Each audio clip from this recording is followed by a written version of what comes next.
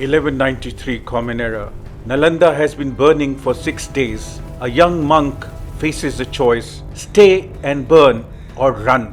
2 arms, 3 manuscripts out of 9 million. His teacher sits in the fire's path, medical texts across his lap. 40 years of work, the teacher whispers. You go. You are young. Make sure history remembers. The monk runs towards Tibet. 3 books survive. Behind him, 1400 years of knowledge burned to the smoke. This is how Nalanda died. Today we worship Ivy League, Oxbridge, Harvard. Many centuries before them, India had already built a system that produced world-changing mathematicians, astronomers, and philosophers whose debates on consciousness still baffle neuroscientists. I am Sarvajit and you are listening to India's Golden Age podcast, where we tell stories backed by evidence, not nostalgia.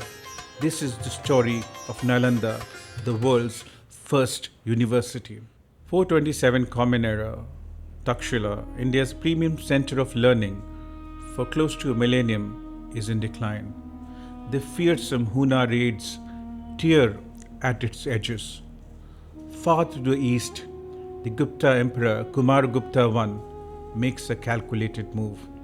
He pours resources into a Buddhist monastery and reshapes it into a weapon of ideas.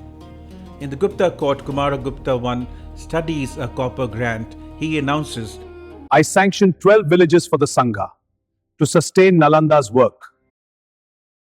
His finance minister objects. Maharaj, that is grain, labor, taxes, all gone from the crown. A priest scoffs. All this for Buddhist Sangha? Kumaragupta looks up. This is not about sex, it's about survival. We need to unite when Hunas threaten the northwest. Kumaragupta knows that empires fall to weapons, civilizations fall when learning dies. Power demands a choice: idealism or survival, pluralism or control. This was ancient CSR by Gupta king. Civilizational Sangha responsibility. By the 7th century, Nalanda is a force. 10,000 students, 1,000 teachers, a walled city of ideas.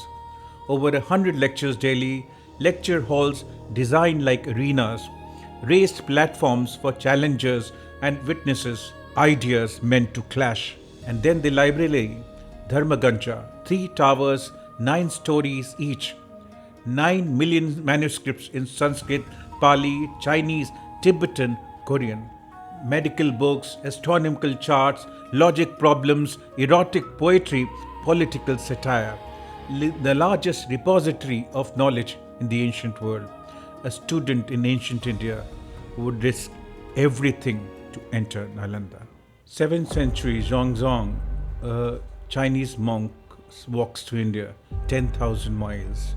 Past band-aids through deserts where the thirst kills in days. 3 years later, he reaches Nalanda. His sandals are memory, his feet wrapped in bloodied cloth.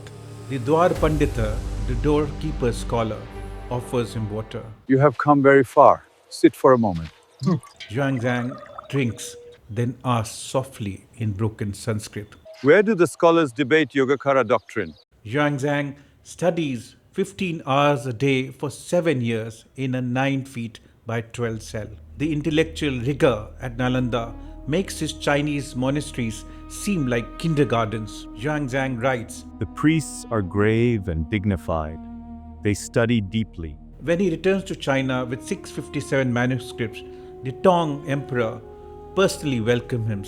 Xuanzang translates 74 texts and transforms Chinese Buddhism. Let us imagine a Nalanda student, Dharmapala. Dharmapala never forgot his entrance exam. It was like a bloodless slaughter. 7 in 8 aspirants were turned away at the gate. The examiner, the Dwar Pandita, literally the doorkeeper scholar, was stationed at each of the 4 gates. He decided your fate before you ever saw a lecture hall. Dharmapala remembers the scene. The doorkeeper sat calmly in the shade. Ahead stood a Malwa boy, merely a man, lips dry from the journey. The doorkeeper looked up. One question, answer clearly. The boy tried, failed. The Dwar Pandit lifted his hand. Go home, study more. Next. It was Dharmapala's turn. Nalanda didn't welcome the eager, it admitted only the ready. Harvard Business School claims it invented the case method in 1924. Nalanda did it 1400 years earlier with higher stakes. Dharmapala had learned to endure long days, but debate dates are different. By early afternoon, a senior monk from Sri Lanka, known as the Scarred Monk, dismantles Dharmapala's arguments using a framework he never encountered. 100 students watch, every flaw exposed. His teacher stands at the back, offering no rescue. Later in the evening, the teacher told him firmly, Spend half a year studying Dignaga's epistemology. This cannot happen again. Dharmapala wishes the flaw would swallow him. Older, wiser, and now teacher himself, Dharmapala says, The debates, that is where you are made or broken. Lose one badly, and your students start questioning you. Funding disappears. Your reputation bleeds slowly. People will quote your defeat long after you are gone. this is intellectual combat. The system produces thinkers who defend ideas under sustained attack. Dharmakirti, Dignaga, Xuanzang. Now compare that to what we do today. Memorize, regurgitate, forget, repeat. Nalanda literally means gift without limits. And it was. Nalanda trained thinkers who could cross boundaries, see connections that others miss. Students moved seamlessly from Mahayana texts to medical books, from logic to astronomy, from foreign languages to Vedic studies. A Nalanda professor explains it. Specialization is useful, but it is also dangerous. You cannot heal a body without understanding the mind. A ruler without ethics becomes a tyrant. A mathematician cannot invent zero without the comfort with emptiness. Modern education fragments knowledge into silos. Nalanda treated it as a single living system. Nalanda was part of a vast Indian ecosystem. Vikram Shila trained 3000 in Tantric Buddhism and logic. Vallabhi taught law, economics, statecraft, and ancient MBA. Chinese pilgrim Yi Jing wrote, Vallabhi and Nalanda are like the two eyes of India.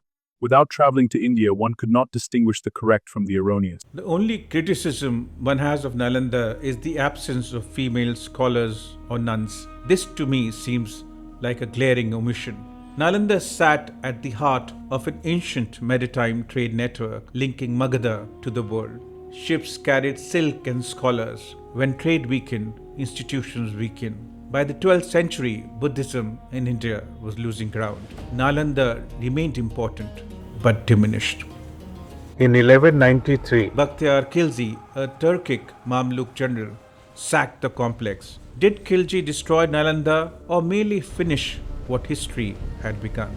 The Persian historian Minhaj-e-Saraz wrote it down cold bureaucratic, like filing a report in his Tabakat-i-Nasiri. Majority of the inhabitants were Brahmins, and the whole of that fortress and city was razed to the ground.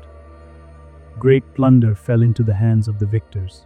No mention of libraries, no mention of laws, a few sentences, a civilization erased. By the time British archaeologists arrived in 1861, villagers no longer remembered Nalanda as a university. In sharp irony, Bakhtiyarpur, named after the Turkic general, still survives. That shows the history is the account of the hunter, not the hunted. In ancient India, knowledge was civilizational infrastructure. The Guptas funded universities the way we fund highways. Europe built universities centuries later using translated Indian and Arabic texts. Those institutions powered the Industrial Revolution. Xuanzang walked 10,000 miles for Indian education. The Dalai Lama said, "The source of all the knowledge we have comes from Nalanda." So here's my question. What can India offer today that Harvard or MIT can't? Until we answer that, we'll keep exporting talent instead of attracting it. If the story made you think, pause, or feel proud, please share it. Stories like these survive only when we carry them forward. Subscribe to India's Golden Age podcast, and for deeper immersion into the Gupta age that made Nalanda possible, explore my upcoming novel, Dhruva Devi, Book 1 of the Gupta trilogy. Until then, stay curious. Comment with the name of a school or a teacher who made a difference to your life. I will see you in the next chapter. Jai Hind.